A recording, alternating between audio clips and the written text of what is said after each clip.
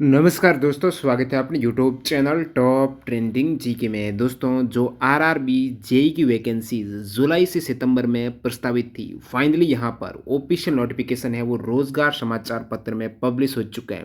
अपन इस वीडियो में बात करने वाले हैं जो आरआरबी जेई की 7,951 पदों पर वैकेंसीज आई है।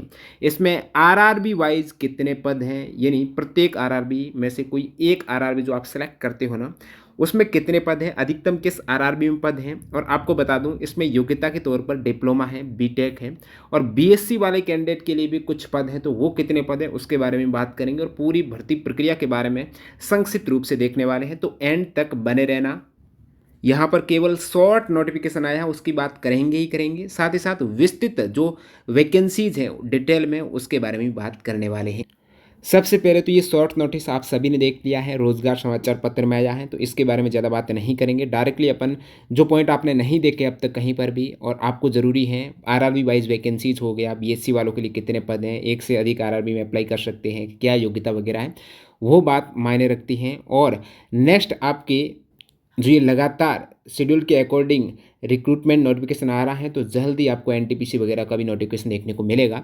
यहाँ आप देखेंगे आरआरबी जेई, ये जो नोटिस है ये सीएन नंबर 03/2024 है। इसमें जूनियर इंजीनियर, डीएमएस, सीएमए और सीएस जो chemical supervisor research and MSR, इनकी रिक्रूटमेंट है जो 30 जुलाई 2024 से आपके विस्तृत नोटिफिकेशन आपको देखने को मिलेगा। और ऑनलाइन अप्लाई हैं वो भी 30 जुलाई 2024 से हो जाएंगे।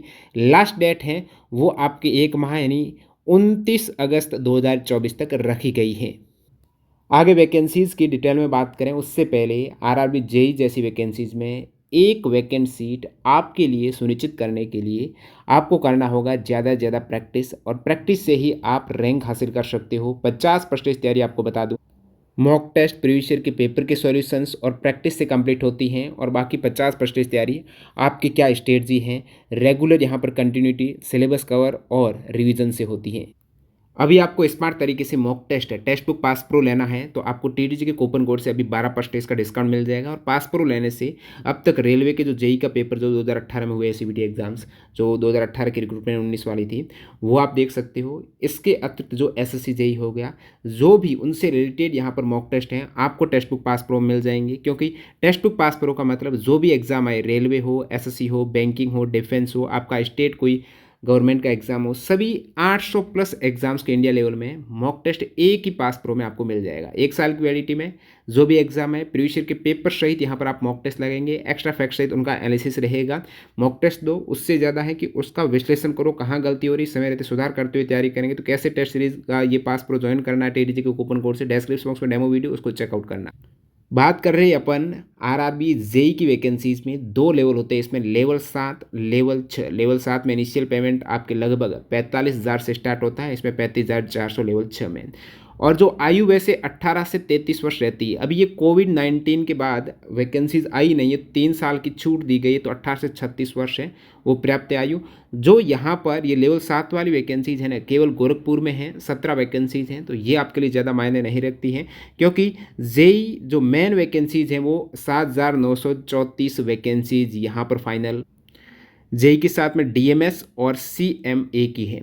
तो अब देखते हैं डिटेल में इसके बारे में। आपको बता दूं, एज काउंट की जाएगी वो 1 जनवरी 2025 से आयु की गणना की जाएगी।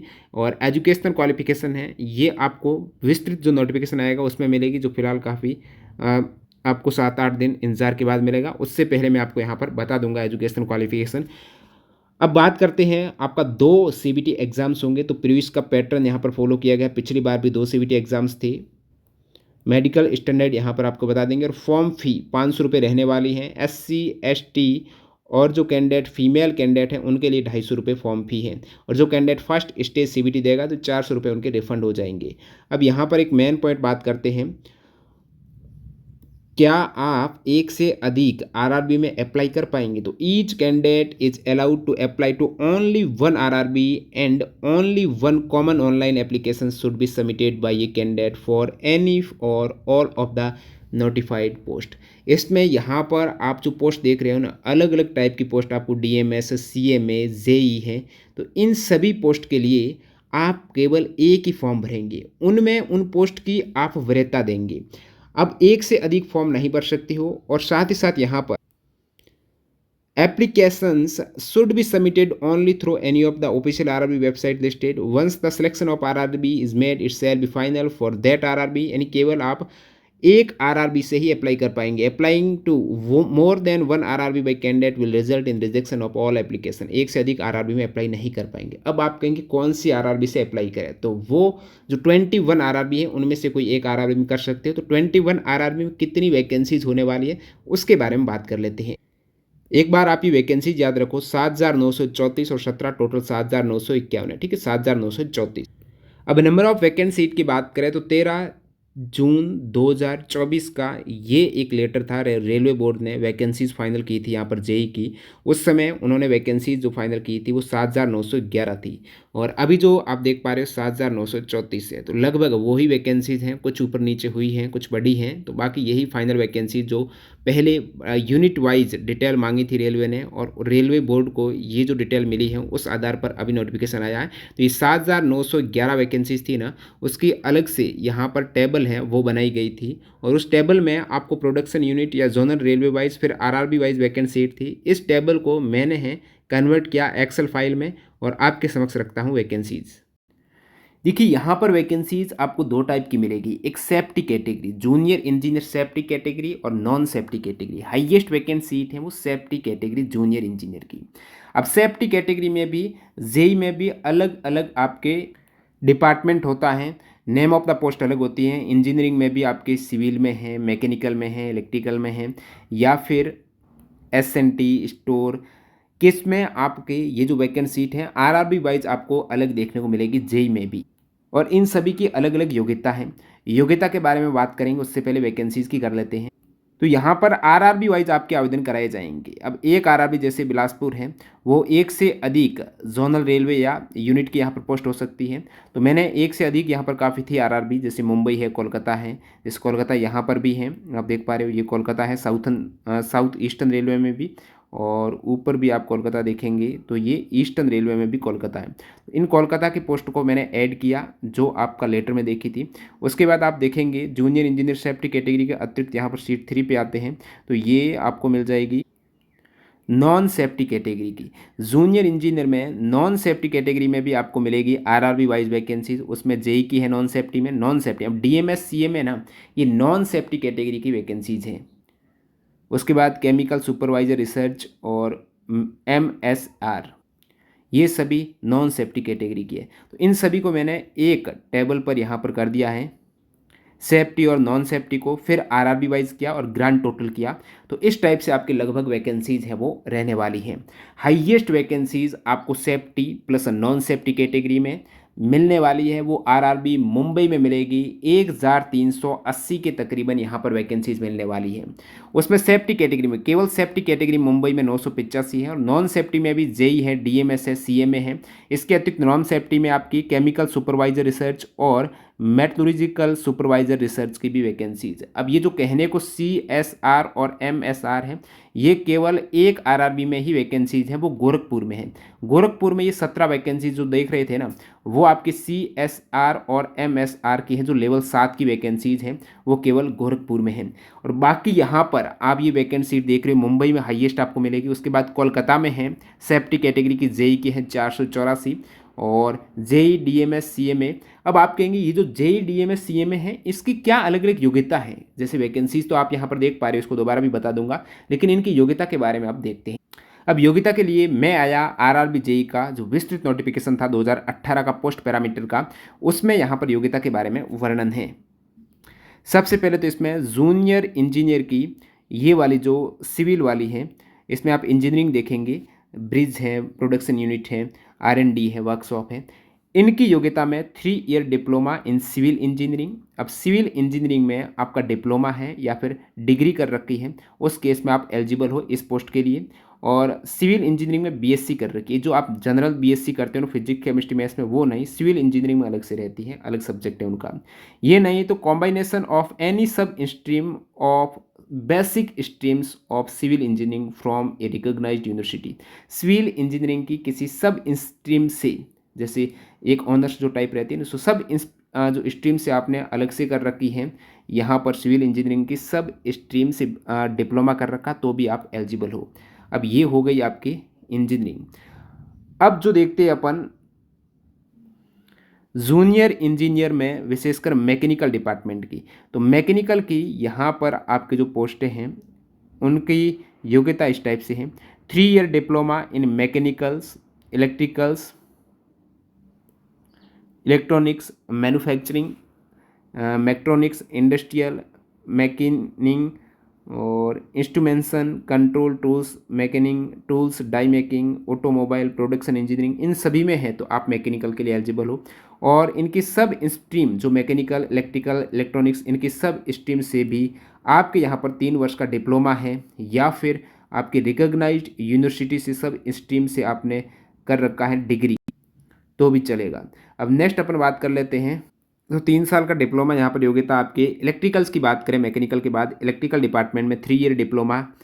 अब इलेक्ट्रिकल्स, इलेक्ट्रॉनिक्स इंजीनियरिंग और 3 ईयर डिप्लोमा में आपकी कोई सब स्ट्रीम से कर रखा है तो वो भी चलेगा। अब जो इलेक्ट्रिकल्स के बाद आप देखेंगे एस एन टी की पोस्ट नहीं देख रहा था मैं, मैकेनिकल थी आपकी, इंजीनियरिंग की ज़्यादातर पोस्ट थी। अब अपन ये तो आरआरबी वाइज हो। अब इसमें आप देखेंगे एक तो डीएमएस के आपके आ रखे हैं, डिपो मटेरियल सुप्रिटेंडेंट, एक आपके यहाँ पर सीएमए की आ रखी है। ये आप वैकेंसी टेबल देखिए, जेई की अलग अलग आपको देखने को मिल रही है, मैकेनिकल, इलेक्ट्रिकल और सिविल, उसमें आपको 3 साल का डिप्लोमा मांग रहा है। डीएमएस सीएमए इनकी देखते हैं, तो ये स्टोर्स वाली है डीएमएस, इसमें आपका C1 मेडिकल स्टैंडर्ड और 3 साल का डिप्लोमा है इंजीनियरिंग का किसी भी डिसिप्लिन में, सिविल हो गया या फिर आपका मैकेनिकल है, इलेक्ट्रिकल है, किसी में भी 3 साल का डिप्लोमा है। उस केस में आप डीएमएस की पोस्ट के लिए एलिजिबल हो। अब क्या डीएमएस की पोस्ट के लिए आपको अलग से आवेदन करना पड़ेगा? नहीं, केवल एक ही आवेदन करना है। जेई हो गया, डीएमएस हो गया, एक आरआरबी में जेई के भी पद हैं, डीएमएस के भी हैं, तो उसमें आपको वरीयता भराई जाएगी। ये चीज़ क्लियर हो जानी चाहिए। अब यहाँ पर आपके जूनियर इंजीनियर का आईटी का नहीं है, केमिकल मेट्रोलॉजिकल असिस्टेंट की आपकी वैकेंसीज है। बाकी जो विस्तृत नोटिफिकेशन आएगा ना आरआरबी वाइज तब पता चलेगा इंजीनियरिंग में भी, लगभग सभी इंजीनियरिंग है, इंजीनियरिंग में भी कौन कौन सी वैकेंसीज हैं। ठीक है, केमिकल एंड मेट्रोलॉजिकल असिस्टेंट में जो सीएमए वाली है ना, उसमें bachelor degree in science with physics and chemistry, आपकी फिजिक्स केमिस्ट्री साथ में कोई मैथ है तो भी चलेगा। तो फिजिक्स केमिस्ट्री से आपने यदि बैचलर डिग्री कर रखी है साइंस में, यानी बीएससी कर रखी है, उस केस में आप सीएमए वाली वैकेंसीज के लिए जिसमें B1 मेडिकल स्टैंडर्ड मांगा गया है उसके लिए एलिजिबल हो। तो बीएससी वाली जो वैकेंसीज़ की बात कर रहा था वो सीएमए वाली वैकेंसीज है। सीएमए वाली वैकेंसीज है, ये नॉन सेफ्टी कैटेगरी की है। और सीएमए वाली वैकेंसीज यहाँ पर हाईएस्ट है, वो मुंबई में है 52 सीट, उसके बाद चेन्नई में है 30, सिकंदराबाद में 2, सीएमए के अजमेर में 16, भोपाल में 7, इलाहाबाद जो प्रयागराज है उसमें 5, उसके बाद पटना में 1 है सीएमए की, फिर जम्मू में 22 हैं, गोरखपुर में 8 हैं, गुवाहाटी में 7 हैं और बाकी किसी आरआरबी में भी बीएससी वाली ये सीट नहीं है। टोटल यहाँ पर कहने का मतलब 150 सीट है सीएमए की, जिसमें बीएससी पीसीएम में मांगी गई है। इसके बाद अपन योग्यता के बाद देखने वाले हैं किस टाइप से एग्जाम पैटर्न रहेगा, जो CBT 1 और CBT 2 एग्जाम्स में क्या सिलेबस और पैटर्न को फॉलो किया जा रहा है। अब यहाँ पर आप देख सकते हो वैकेंसीज़ का जो क्रम है, इसमें आपको आरआरबी वाइज जूनियर इंजीनियर के भी अलग अलग डिपार्टमेंट की जो मैकेनिकल सिविल वगैरह हैं उनकी वैकेंसीज़ हैं, वो पूरी टेबल जो 2018 में वैकेंसीज आई थी ना, वो जैसे अहमदाबाद की आप देखेंगे तो इस टाइप की आपको टेबल देखने को मिलेगी। तो यहाँ पर इंजीनियरिंग की थी, मैकेनिकल इंजीनियरिंग यानी civil, mechanical, electrical, S and T, stores, तो ज़्यादातर यही हैं, सिविल, मैकेनिकल, इलेक्ट्रिकल, एसएनटी और स्टोर्स, ये वैकेंसीज आपको देखने को मिलेगी इस टाइप से। आरआरबी वाइज यहाँ पर आपको इंजीनियरिंग की और मैकेनिकल्स की, इलेक्ट्रिकल्स की, जिसकी योग्यता अभी आपको बताई है, यानी 3 साल का डिप्लोमा है संबंधित डिपार्टमेंट में या फिर ये जो ट्रेड हैं इसमें, तो आप एलिजिबल रहेंगे। और इसमें प्रत्येक आरआरबी में अलग सीट हैं और वो केवल आप मैकेनिकल के लिए एलिजिबल हो तो मैकेनिकल वाली सीटें रहेगी, उन्हीं से ही आपकी फाइट रहने वाली, उतनी ही वैकेंसीज आपके लिए रहने वाली है। तो इस टाइप से आपकी वैकेंसीज रहने वाली हैं। हाईएस्ट वैकेंसीज से लोवेस्ट वैकेंसीज का ये जो क्रम है, जिसमें सबसे कम वैकेंसीज आपको मुजफ्फरपुर में देखने को मिलेगी, 11 वैकेंसीज हैं। सेफ्टी कैटेगरी जेई की 8 हैं और जेई की इसमें 3 हैं, बाकी सिलीगुड़ी की 28 है। तिरुवनंतपुरम के 121। यहाँ पर आपको बता दूँ ये 7,911 वैकेंसी जो उस लेटर में थी वो है। बाकी आपकी वैकेंसी 7,934 के आसपास है। तो कुछ पोस्टें हैं यहाँ पर और ऐड है, ज़्यादा इसमें अंतर देखने को नहीं मिलेगा। फिर मालदा में आप देखेंगे तो 163 सीट है। अब आप कहेंगे क्या मैं केवल सेफ्टी कैटेगरी वाली पोस्ट के लिए एलिजिबल रहूँगा? नहीं, मालदा में जैसे 163 सेफ्टी की है, आप जेईसी भर रहे हो, मैकेनिकल से भर रहे हो, तो मैकेनिकल की आपको नॉन सेफ्टी में भी कुछ वैकेंट सीट मिलेगी, वो भी आप एलिजिबल रहेंगे। और बाकी आप CMA और DMS है ना, उसमें से जिसने फिजिक्स केमिस्ट्री मैथ्स में बैचलर डिग्री कर रखी है वो CMA के लिए, बाकी DMS के लिए लगभग सभी कैंडिडेट हैं 3 साल के डिप्लोमा वाले, वो एलिजिबल रहेंगे ही रहेंगे। तो DMS वाली ये सारी वैकेंसीज आपके लिए हैं, पूरी की पूरी है, कोई भी डिपार्टमेंट। ये जो DMS हैं स्टोर्स वाली हैं, ये पूरी वैकेंसीज आपके लिए। पूरी का मतलब उस RRB से, जैसे कोलकाता में DMS की 106 वैकेंसीज हैं और आपने 3 साल का डिप्लोमा किया है तभी इसमें एलिजिबल हो पा रहे हो किसी भी ट्रेड में। तो आप यहाँ पर स्ट्रीम से आपने किसी भी से कर रखा है तो 106 आपके लिए पूरी है। अजमेर से कर रहे हो 23 आपके लिए पूरी है। और बाकी ये जो सीट है इसमें आपके डिपार्टमेंट की या फिर स्ट्रीम्स की अलग से वैकेंसीज हैं, उसके अकॉर्डिंग आपको मिलेगी। तो ये आपने पूरी टेबल देख ली है किस RRB में कितनी वैकेंसीज हैं सेफ्टी प्लस नॉन सेफ्टी को टोटल करते हुए। यहाँ पर ये ग्रांड टोटल वाली वैकेंसीज हैं और हाईएस्ट वैकेंसीज आपने देख ली। अब आपको 2018 का रिक्रूटमेंट प्रोसेस बता देता हूँ। सेम अब की बार 2 CBT एग्ज़ाम्स होने वाले हैं। फर्स्ट स्टेज CBT जो भी पोस्टें हैं, चाहे उसमें CMA हो, DMS हो, JEE हो, JEE की सभी स्ट्रीम वाली पोस्टें हैं, उन सभी के लिए CBT 1 है वो कॉमन रहने वाला है। 100 क्वेश्चन से 90 मिनट का आपको समय मिलेगा। वो 100 क्वेश्चन का पैटर्न इस टाइप से रहेगा CBT 1 में जो 2018 में फॉलो हुआ था। मैथ्स के 30 क्वेश्चन से, जितना 1 क्वेश्चन पर क्वेश्चन से 1 मार्क का, ठीक है। रीजनिंग के 25 क्वेश्चंस, जीके के 15 क्वेश्चन, साइंस के यहाँ पर मैक्सिमम 30 क्वेश्चन है। और साइंस में आपको विशेष फोकस करना है, ये जो जनरल साइंस है ना, NCERT बेस्ट 9-10 का अपन एक अलग से सीरीज स्टार्ट की है, NCERT बेस्ट है, जिसमें अपन डीपली कंसेप्ट कवर कर रहे हैं। एग्जाम्पलर जो NCERT में अच्छा कंसेप्ट माना जाता है, एग्जाम्पलर के क्वेश्चन उसको कवर करते हुए पूरा आप सर्च करना, डिस्क्रिप्शन बॉक्स में मैं दे दूंगा पूरी प्लेलिस्ट, वहाँ से आप देखेंगे काफ़ी अच्छा फ़ायदा मिलेगा। तो टोटल 100 क्वेश्चन हैं, 100 मार्क्स का और 90 मिनट का समय। CBT 1 सभी के लिए कॉमन है और CBT 1 के मार्क्स ऐड नहीं होंगे। इसकी मेरिट के बेस पर 15 गुना अभ्यर्थी हैं वो CBT 2 के लिए बुलाए जाएंगे, वैकेंसीज के 15 गुना अभ्यर्थी। अब CBT 2 है, मैक्सिमम क्वेश्चन जैसे कि CBT 2 का पैटर्न ये है।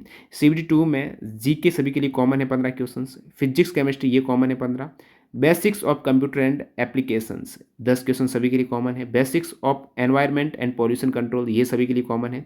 जो टेक्निकल एबिलिटीज़ के 100 क्वेश्चन है ना, ये आपके डिपार्टमेंट या स्ट्रीम वाइज ये अलग अलग है। JEE के अलग है, DMS के अलग है, CMA के अलग है, और JEE में भी अलग अलग जो आपका मैकेनिकल है या फिर इलेक्ट्रिकल है उनके अलग अलग देखने को मिलेंगे।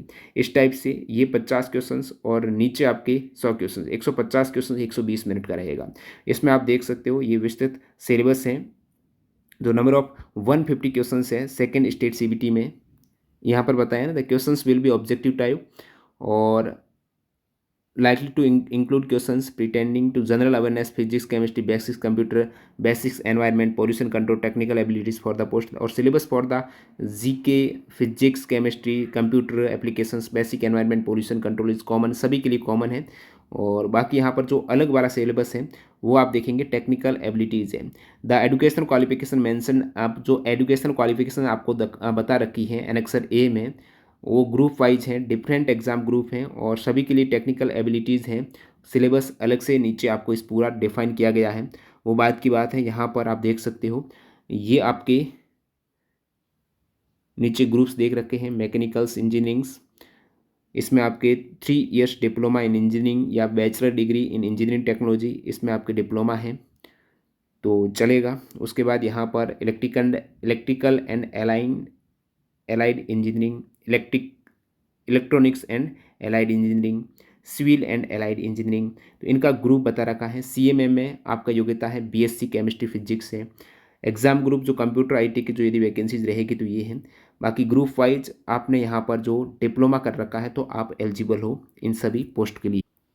तो वीडियो पूरा देखने के लिए आपका बहुत बहुत धन्यवाद। यहाँ पर आपको बता दिया है 18 से 36 वर्ष आयु की गणना 1 जनवरी 2025 से होगी और 7,934 सीट जो मैक्सिमम सीट यहाँ पर कवर हो रही हैं। 30 जुलाई से आपके आवेदन स्टार्ट है, 29 अगस्त लास्ट डेट है और बाकी जो भी अपडेट होगी आपको टेलीग्राम पर सबसे पहले मिलेगी। टेलीग्राम चैनल की लिंक डिस्क्रिप्शन बॉक्स में है, क्लिक करके ज्वाइन कर लेना। और जो कैंडिडेट हैं टेक्स्ट बुक की टेस्ट सीरीज से आज से ही आप तैयारी कंटिन्यू करना चाहते हो, स्टार्ट करना चाहते हो, तो वहाँ पर test series mock test pass pro join कर लेना। टीटीजी के कूपन कोड से आपको एक्स्ट्रा डिस्काउंट मिल जाएगा। कभी भी रिन्यू वगैरह कराते हो तो यहाँ से आपको 12% इसका डिस्काउंट मिल जाएगा। न्यू कैंडिडेट को पता नहीं कैसे टेक्स्ट बुक का पास प्रो लेना है, डिस्क्रिप्शन बॉक्स में डेमो वीडियो उसको चेकआउट करना। मिलते हैं नए वीडियो में, धन्यवाद।